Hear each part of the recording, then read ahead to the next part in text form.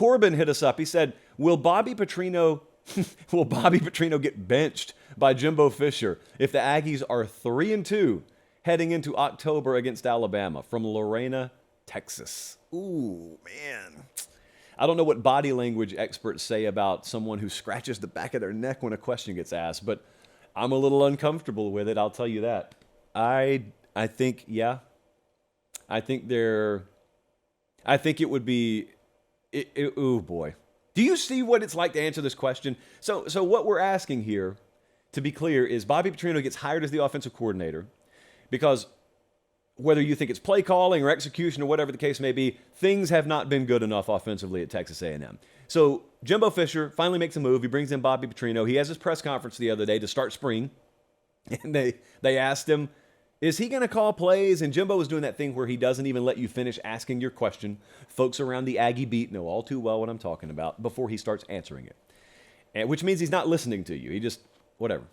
So he said, yeah, well, that's, we'll figure that out as it goes. But yeah, I don't have a problem with that. That's the plan. He's going to call plays. And so that then harkens back to what I said the day he hired him, long before I heard a press conference about it.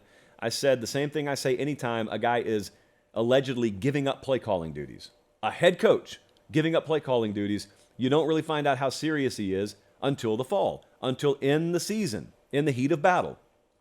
Because there is no pressure that you can simulate. There is no adrenaline that you can simulate in spring games or summer workouts or fall camp like you can in the middle of week 3 when you're down 17-9 at Miami or something like that. So if that were to happen, in this scenario, A&M's 3-2. Let me tell you what that is. That is my dad teaching 13-year-old JP how to drive. And we've gotten out on a country road. We're in the parking lot of a church. And he's bringing me over to the driver's seat. And he's saying, all right, now, I'm going to teach you how to drive here. There's no traffic, okay? So here's all you have to do. Keep your hands at 10 and 2. 1 foot for both pedals. Don't be bumper carring it, keeping 1 foot on the gas, 1 foot on the brake.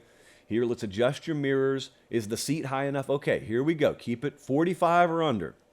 And everything's fine, and I have his assurance that he's not going to grab the wheel. Well, we're in a parking lot. We're going 0 miles an hour. Snap the buckle, look both ways, get out on the country road. Drifting towards the center line a little bit, wobbling back and forth, getting my bearings about me. That's okay, though. There's no traffic. In other words, we're playing New Mexico. We're playing Louisiana Monroe. There's no traffic. But then all of a sudden, just over the hill on the horizon, there's an 18-wheeler, probably headed to Kegel's Chicken in Hamilton, Georgia. And it's getting closer and closer. And, Dad is in the passenger seat. He's not totally comfortable with the weaving I'm doing in the lane. What's he do? As we get near that 18-wheeler, what does he do? Does he trust me? Or does he reach over and just put his hand on the wheel and say, let me make sure we get past this truck. Now, I'll turn it loose again. But let me make sure we get past this truck.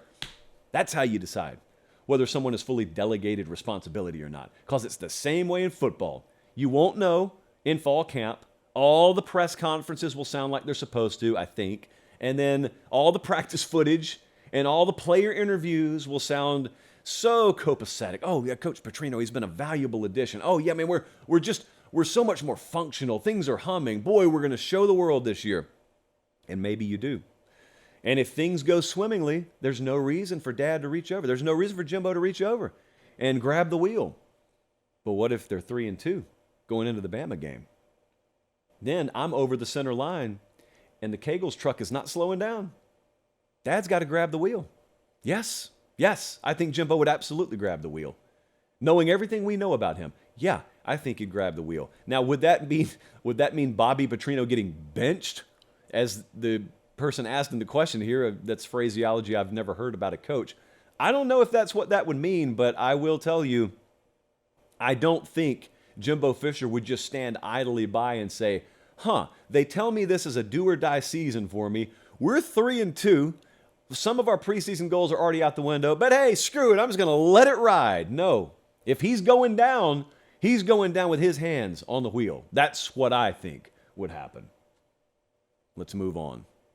And how uncomfortable would that be? I keep calling A&M a keystone program to watch this year because either they get it figured out and they're a surprise contender, or they don't get it figured out and we're talking hot seat for Texas A&M with a 70 whatever million dollar buyout.